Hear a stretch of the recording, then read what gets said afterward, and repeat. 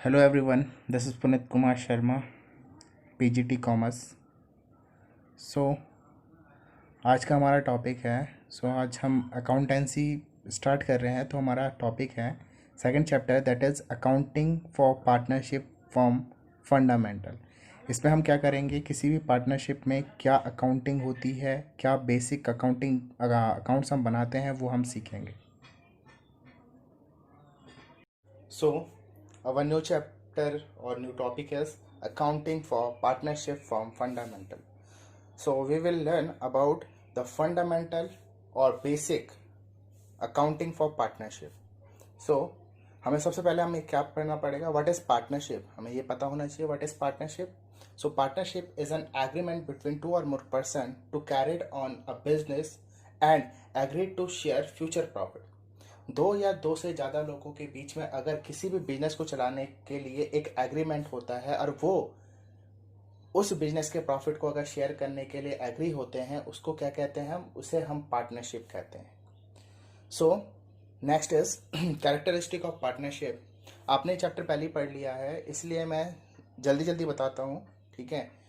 So characteristic of partnership, first है to or more person. So partnership act के अनुसार कि मिनिमम मेंबर कितने होने चाहिए किसी पार्टनर में, 2 मेंबर होने चाहिए। और मैक्सिमम पार्टनरशिप जो एक्ट है वो ये स्पेसिफाई नहीं करता है कि नंबर ऑफ मैक्सिमम मेंबर कितने होने चाहिए, but according to company act, Indian company act 2013 section 464, ये रिस्ट्रिक्ट करता है कि जो नंबर ऑफ पार्टनर होने चाहिए वो 50 होने चाहिए। अगेन बता रहा हूं, पार्टनरशिप एक्ट कभी भी ये स्पेसिफाई नहीं करता कि मैक्सिमम नंबर ऑफ पर्सन कितने होने चाहिए, बट कंपनी एक्ट रिस्ट्रिक्ट करता है कि 50 मेंबर मैक्सिमम होने चाहिए। नेक्स्ट है इसमें agreement. So partnership is N result of agreement. जो पार्टनरशिप होता है वो किसी भी एग्रीमेंट का एक रिजल्ट होता है। किसी भी पार्टनरशिप में एग्रीमेंट का एग्जिस्टेंस जरूरी होता है और ये एग्रीमेंट किसी भी लॉ के द्वारा ऑपरेट नहीं किया जाता है। और ये जो एग्रीमेंट है ये इट मे बी ओरल और इन राइटिंग, ठीक है। ये जो एग्रीमेंट है, पार्टनरशिप का जो एग्रीमेंट है, ये ओरल भी हो सकता है और रिटर्न में भी हो सकता है। और ये एग्रीमेंट क्या करता है, किसी भी पार्टनर के जो मॉरल ड्यूटीज होती है और मॉरल राइट होते हैं उनको ये क्या करता है, स्पेसिफाई करता है कि क्या ड्यूटी और क्या राइट है किसी भी पार्टनर। नेक्स्ट है इसमें existence of business and profit motive. किसी भी पार्टनरशिप में बिजनेस का एग्जिस्टेंस जरूरी होता है, बिजनेस का होना जरूरी होता है, और प्रॉफिट का होना जरूरी होता है कि प्रॉफिट क्या हो, जो उनका इंटेंशन हो, उनका जो मोटिव हो वो क्या हो, प्रॉफिट मोटिव हो। और जो बिजनेस उनके द्वारा चलाया जा रहा है वो लीगल बिजनेस हो। फॉर एग्जाम्पल, अगर दो लोग कोई प्रॉपर्टी खरीदते हैं तो वो पार्टनरशिप नहीं कहलाएगी, क्योंकि प्रॉपर्टी खरीदना उनका बिजनेस नहीं है। और वहीं मैं अगर रियल एस्टेट की बात करूं, जहां प्रॉपर्टी खरीद के बेची जाती है, अगर दो लोग क्या करते हैं, उनका काम ही क्या है, प्रॉपर्टी खरीद के बेचना, तो वो प्रॉपर्टी खरीद के अगर बेच रहे हैं, अगर वो उनका बिजनेस है, तो वो क्या कहलाएगा, पार्टनरशिप कहलाएगा। Is it clear? Next is profit motive होना चाहिए, ठीक है। प्रॉफिट का होना जरूरी है, अगर प्रॉफिट नहीं होगा तो बिजनेस नहीं होगा, सिंपल सी बात है। अगर दो लोग किसी भी चैरिटेबल ट्रस्ट को चला रहे हैं तो वो पार्टनरशिप नहीं कहलाएगी, तो वो प्रॉफिट होना जरूरी है और लीगल बिजनेस होना चाहिए। फॉर एग्जाम्पल, अगर दो लोग क्या कर रहे हैं, स्मगलिंग कर रहे हैं, तो वो पार्टनरशिप नहीं कहलाएगी, ठीक है। तो बिजनेस कैसा होना चाहिए, लीगल होना चाहिए। नेक्स्ट है प्रॉफिट शेयरिंग। पार्टनरशिप एग्रीमेंट, अगर कोई पार्टनरशिप एग्रीमेंट है, उसका जो मेन एम होना चाहिए वो क्या होना चाहिए, प्रॉफिट। पार्टनर्स के बीच में प्रॉफिट शेयरिंग का एग्रीमेंट होना चाहिए, बिकॉज मैंने आपको अभी भी बताया है कि प्रॉफिट का होना जरूरी है और उस प्रॉफिट को पार्टनर्स में बंटना जरूरी है। मैंने पहले भी बताया, अभी कुछ देर पहले आपको, कि अगर दो पर्सन अगर कोई चैरिटेबल ट्रस्ट खोलते हैं और वो क्या करते हैं, चैरिटी करते हैं, ठीक है, तो वो पार्टनरशिप नहीं कहलाएगी। पार्टनरशिप तब तक नहीं कहलाएगी जब तक जो प्रॉफिट उन्होंने कमाया है उसको डिस्ट्रीब्यूट ना कर ले। So next is relation of principal and manage agent. जो पार्टनरशिप में पार्टनर्स होते हैं वो सारे पार्टनर बिजनेस के एजेंट भी होते हैं और प्रिंसिपल भी होते हैं। प्रिंसिपल का मतलब है कि वो बिजनेस को कंडक्ट भी कर सकते हैं, बिजनेस की एक्टिविटी को चला भी सकते हैं और वो बिजनेस के लिए खुद ही काम भी कर सकते हैं, तो वो प्रिंसिपल भी होते हैं और एजेंट भी होते हैं। Next is business carried on by all or any one of them acting for all. इसका मतलब ये होता है कि हर एक पार्टनर क्या कर सकता है, बिजनेस के कंडक्ट में पार्टिसिपेट कर सकता है। कोई भी अदर पार्टनर किसी भी पार्टनर को बिजनेस कंडक्ट पे पार्टिसिपेट करने से नहीं रोक सकता है। बिजनेस या तो सबके द्वारा चला जाएगा या फिर किसी एक के द्वारा चला जाएगा सबके बदले। सो नेक्स्ट है इसमें पार्टनरशिप डीड। जैसे मैंने आपको बताया है कि किसी भी पार्टनरशिप में पार्टनरशिप एग्रीमेंट या एग्रीमेंट होना ज़रूरी है, और ये कंपलसरी नहीं कि एग्रीमेंट क्या हो, रिटर्न फॉर्म में हो। एग्रीमेंट क्या हो सकता है, ओरल भी हो सकता है और रिटर्न भी हो सकता है। मगर मिसअंडरस्टैंडिंग और डिस्प्यूट से बचने के लिए पार्टनर्स क्या करते हैं, एग्रीमेंट को रिटर्न फॉर्म में लेते हैं, और वो जो रिटर्न फॉर्म होता है एग्रीमेंट का, उसी को हम क्या करते हैं, कहते हैं पार्टनरशिप डीड कहते हैं, या फिर हम इसे पार्टनरशिप आर्टिकल ऑफ पार्टनरशिप भी कहते हैं। और उस पार्टनरशिप डीड में क्या क्या चीज़ें होती है वो मैं आपको बता देता हूँ। तो पहला उसमें name and address of the firm, firm का नाम और फर्म का एड्रेस, फर्म कहाँ सिचुएटेड है। नेक्स्ट है name and address of the partners, partners का नाम और पार्टनर्स के एड्रेस। नेक्स्ट है type and nature of the business the firm possess to do, कि किस तरीके का बिजनेस है, क्या उसका नेचर है। नेक्स्ट है amount of capital to be contributed by each partner, ठीक है, कि कितनी कितनी कैपिटल पार्टनर्स ने लगाई है। Interest on capital, drawing, interest on drawing, profit sharing ratio, salary, goodwill, goodwill means how to valuate the goodwill, accounting period of the firm, method of recording the firm accounts, auditing, date of commencement of partnership. So ये सारी चीजें क्या होती है, partnership deed में लिखी हुई होती है। सो पार्टनरशिप इन शॉर्ट हम कह सकते हैं कि रिटर्न एग्रीमेंट को ही पार्टनरशिप डीड कहा जाता है। सो नेक्स्ट इसमें rule applicable in the absence of partnership deed. कभी कभी क्या होता है, पार्टनर्स के बीच में क्या हो जाता है, पार्टनरशिप डीड नहीं होती या रिटर्न एग्रीमेंट नहीं होता है।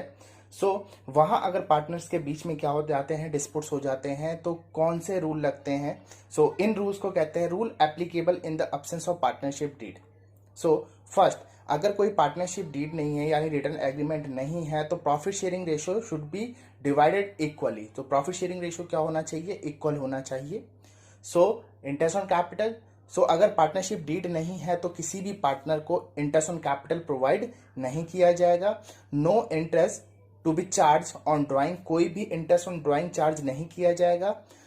सो salary, salary to a partner, so कोई भी पार्टनर को सैलरी प्रोवाइड नहीं की जाएगी। और इंटरेस्ट ऑन लोन, अगर किसी पार्टनर ने बिजनेस को लोन दिया है तो उस पे बिजनेस को 6% पर एनम का इंटरेस्ट लोन पे देना पड़ेगा।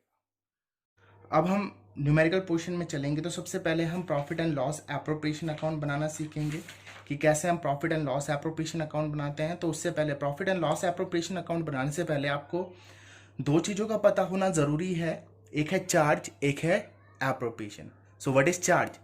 Charge are the expenses which are to pay whether it is profit or loss. Charge वो एक्सपेंसेस होते हैं जो चाहे प्रॉफिट हो चाहे लॉस हो, हमें वो पे करने ही करने होते हैं। And appropriation, appropriation are made only when there is a profit. और एप्रोप्रिएशन कब दिए जाते हैं, जबकि फर्म को क्या हो, प्रॉफिट हो। सो आप समझ ही गए होंगे चार्ज क्या होते हैं। चार्ज वो एक्सपेंसेस होते हैं, अगेन बता रहा हूँ, चार्ज वो एक्सपेंसेस होते हैं चाहे प्रॉफिट हो चाहे लॉस हो, हमें वो एक्सपेंसेस पे करने ही करने होते हैं। और एप्रोप्रिएशन, एप्रोप्रिएशन वो चीज़ें होती हैं जो आउट ऑफ प्रॉफिट दी जाती है। जब प्रॉफिट होता है तो ही दिया जाएगा, वरना नहीं दिया जाएगा।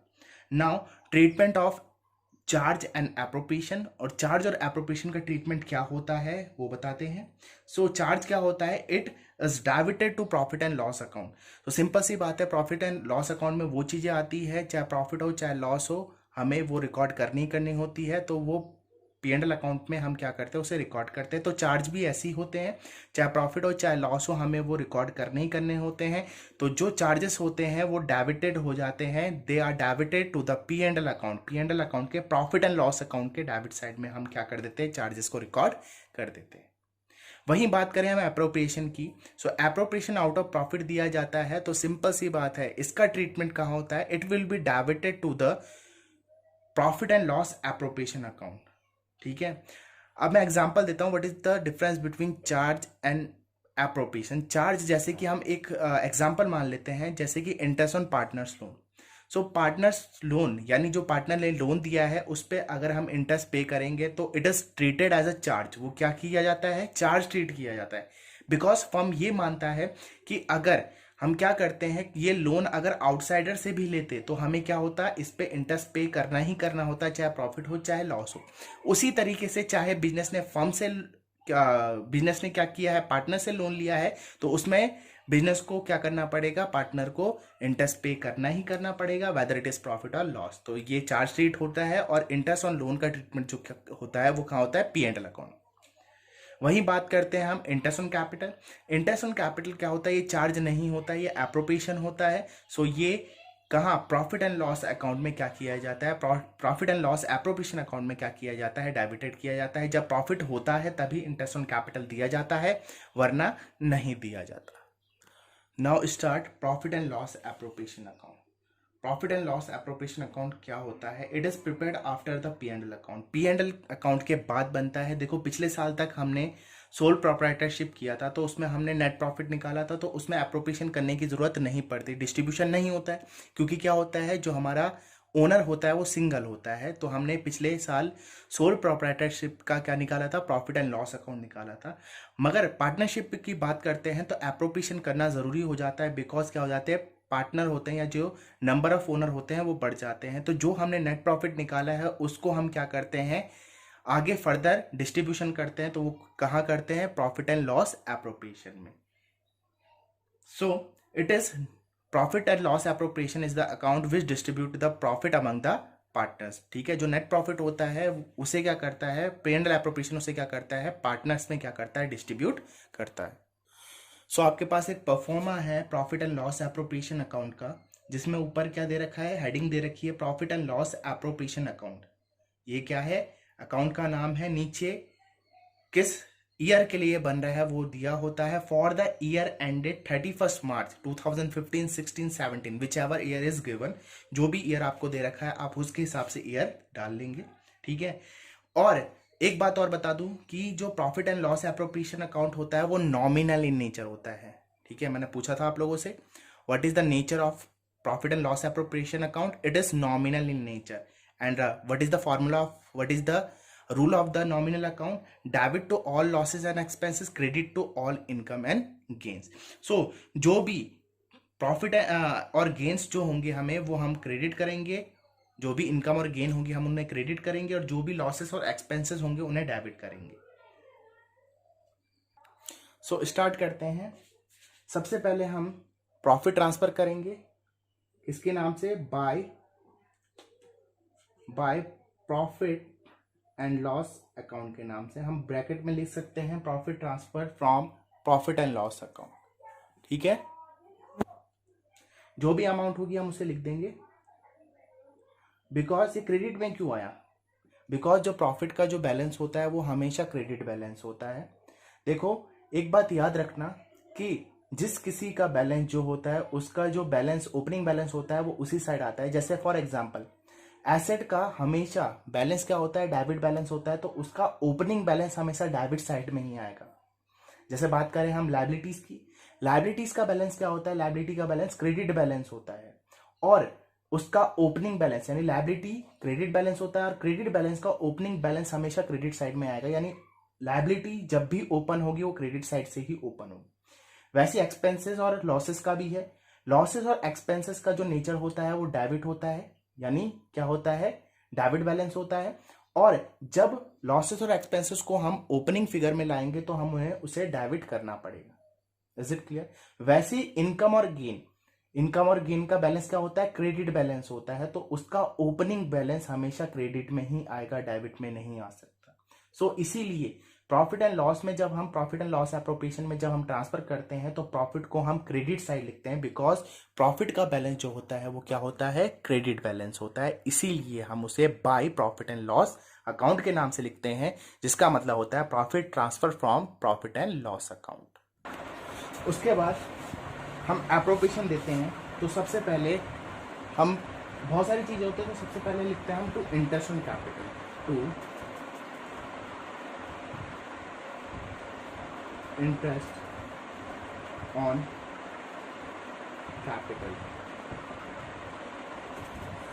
अगर हमारे पास दो पार्टनर हैं तो हम लिख देंगे ए एंड बी। इसका नीचे हम अंडरलाइन करते हैं और उसके बगल में उसका टोटल हम लिख देते हैं, जो भी टोटल आता है। Is it clear? So interest on capital को डेबिट इसलिए किया जाता है बिकॉज मैंने आपको बताया profit and loss appropriation nominal nature का होता है, जिसमें होता है debit to all losses and expenses.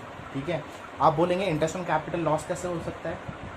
Because अगर हम कोई भी क्वेश्चन कर रहे हैं वो बिजनेस पॉइंट ऑफ व्यू से करते हैं। ठीक है, तो इंटरेस्ट ऑन कैपिटल क्या होता है? जो पार्टनर कैपिटल लगाता है उसमें क्या करना पड़ता है? बिजनेस को, पार्टनर को क्या देना पड़ता है? इंटरेस्ट देना पड़ता है। कौन देता है? बिजनेस पार्टनर को देता है इंटरेस्ट ऑन कैपिटल। वो पार्टनर के लिए प्रॉफिट हो सकता है, मगर बिजनेस दे रहा है किसको? पार्टनर को। तो बिजनेस के लिए क्या होगा? लॉस होगा, इसलिए इसे डेबिट किया जाता है। वैसे ही सेकंड चीज आती है सैलरी। टू सैलरी वो एक पार्टनर की भी हो सकती है और दो पार्टनर की भी हो सकती है। अगर एक पार्टनर की है तो हम ऐसे लिख देंगे, और दो पार्टनर की है तो जैसे हमने इंटरेस्ट ऑन कैपिटल दिया है वैसे ही हम सैलरी भी दे देंगे। ये भी क्या होता है? बिजनेस पॉइंट ऑफ व्यू से देखें तो ये भी क्या होता है? बिजनेस का लॉस होता है। पार्टनर को दिया जाता है तो बिजनेस का क्या है? ये एक तरीके से लॉस। उसके बाद नेक्स्ट आता है कमीशन। अगर कोई पार्टनर एक्स्ट्रा ऑर्डिनरी काम करता है या कोई पार्टनर अच्छा काम करता है, इफिशिएंट काम करता है, तो उसे उस पर कमीशन दिया जाता है। ठीक है, और कमीशन भी क्या किया जाता है? डेबिट किया जाता है। तो लिखेंगे टू कमीशन टू पार्टनर। जो भी कमीशन होगा वो हम पार्टनर को दे देंगे। Is it clear? तो नेक्स्ट है इसमें रिजर्व। रिजर्व क्या होते हैं? फ्यूचर की अनसर्टेनिटी को मीट करने के लिए जो हम पैसा बचाते हैं वो क्या कहलाता है? रिजर्व कहलाता है। और अगर फ्यूचर में कोई लॉसेस होते हैं तो हम उन रिजर्व को क्या करते हैं? यूटिलाइज करते हैं उन लॉसेस को रिकवर करने के लिए। सो ये क्या होते हैं? रिजर्व क्या होता है? आउट ऑफ प्रॉफिट बनाया जाता है, प्रॉफिट से कुछ हिस्सा बचा लिया जाता है फ्यूचर की अनसर्टेनिटी के लिए। ठीक है, सो प्रॉफिट से कुछ पैसा रख लिया जाता है जो बिजनेस में आइडल पड़ा रहता है, मीन्स उसका कोई यूज नहीं होता, तो बिजनेस के लिए वो एक तरीके का लॉस ही होता है, इसलिए हम उसे क्या कर देते हैं? डेबिट कर देते हैं टू रिजर्व के नाम से। Is it clear? तो रिजर्व के नाम से हम क्या कर देंगे? रिजर्व अकाउंट के नाम से, रिजर्व अकाउंट के नाम से हम क्या कर देंगे? रिजर्व को डेबिट कर देंगे। उसके बाद बात करते हैं हम interest on drawing. So bye interest on drawing.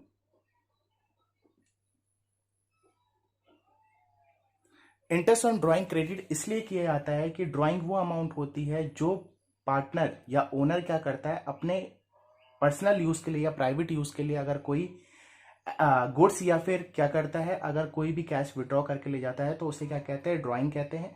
तो जो ड्राइंग पार्टनर करता है उस पर क्या करना पड़ता है? पार्टनर को, बिजनेस को क्या करना पड़ता है? इंटरेस्ट पे करना पड़ता है। तो किसको? पार्टनर को किसको देना पड़ता है? बिजनेस को इंटरेस्ट देना पड़ता है। तो ये इंटरेस्ट कौन रिसीव करता है? बिजनेस रिसीव करता है। सो बिजनेस पॉइंट ऑफ व्यू से जो इंटरेस्ट ऑन ड्राइंग होता है वो बिजनेस का क्या होता है? प्रॉफिट होता है, इसलिए इंटरेस्ट ऑन ड्राइंग को डेबिट किया जाता है। तो हम इंटरेस्ट ऑन ड्राइंग को डेबिट करेंगे। अगर दो पार्टनर है तो ए बी लिखेंगे और उनकी इंटरेस्ट ऑन ड्राइंग की अमाउंट लिखेंगे। जो भी ड्राइंग की अमाउंट होगी हम वो लिख देंगे, और इसका जो टोटल होगा हम क्या कर देंगे? उसे बाहर लिख देंगे। Is it clear? उसके बाद हम क्या करेंगे? दोनों साइडों को क्या करेंगे? दोनों साइडों का टोटल करेंगे। और ये बात याद रखना, अगर हम एप्रोप्रिएशन बना रहे हैं तो हमेशा क्रेडिट साइड ही इक्वल ज़्यादा आएगा। क्रेडिट साइड ज़्यादा क्यों आएगा? क्योंकि ये क्या है? एप्रोप्रिएशन है। इसमें क्या होता है? आउट ऑफ प्रॉफिट चीज दी जाती है। अगर प्रॉफिट नहीं होगा तो एप्रोप्रिएशन भी नहीं बनेगा। तो यानी प्रॉफिट हमेशा ज़्यादा होगा तभी जाके एप्रोप्रिएशन दी जाएगी। तो क्रेडिट साइड हमेशा ज़्यादा होगा और डेबिट साइड कम होगा। तो हम क्रेडिट का और डेबिट का टोटल करेंगे। क्रेडिट साइड हमेशा ज़्यादा होगा, उसे दोनों साइड लिखेंगे, उसे दोनों साइड लिखेंगे। और क्रेडिट साइड को डेबिट साइड से क्या करेंगे? माइनस करेंगे, तो हमारा बैलेंसिंग फिगर आ जाएगा। क्या आ जाएगा? Balancing figure. इस बैलेंसिंग फिगर को क्या कहते हैं? इस बैलेंसिंग फिगर को हम डिस्ट्रीब्यूटेबल या फिर डिविजिबल प्रॉफिट कहते हैं। और ये डिस्ट्रीब्यूटेबल प्रॉफिट या डिविजिबल प्रॉफिट क्या करते हैं? पार्टनर्स में डिस्ट्रीब्यूट कर दिया जाता है इन दियर प्रॉफिट शेयरिंग रेशियो। आपको क्वेश्चन में प्रॉफिट शेयरिंग रेशियो क्या होगा गिवन होगा, तो उस रेशियो में हम क्या करेंगे? इस प्रॉफिट को क्या कर देंगे? पार्टनर्स में डिस्ट्रीब्यूट कर देंगे। तो लिखेंगे to profit transferred to A's capital account और बी's कैपिटल अकाउंट। तो जो प्रॉफिट शेयरिंग रेशियो आपको गिवन होगा 1:1, 2:1, 3:2, 4:1, जो आपको दिया होगा हम उसमें क्या कर देंगे? प्रॉफिट को डिस्ट्रीब्यूट कर देंगे। प्रॉफिट मीन डिविजिबल प्रॉफिट को डिस्ट्रीब्यूट कर देंगे और हमारा क्वेश्चन यहीं पर ही, हमारा सॉल्यूशन यहीं पर ही एंड हो जाएगा। So thank you for today. So we will repeat this chapter in our new class.